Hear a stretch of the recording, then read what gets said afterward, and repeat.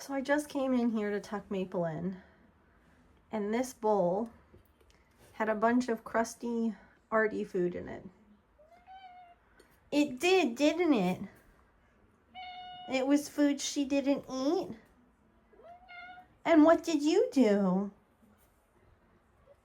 You ate it? You didn't care that it was crusty? Was it good?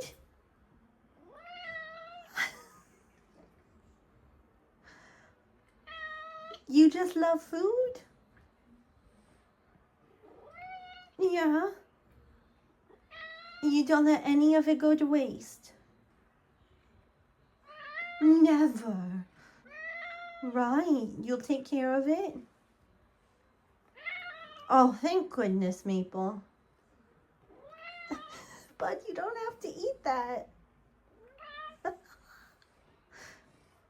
He says, like croutons? Crunchy? Oh my goodness. You're too much. Thank you.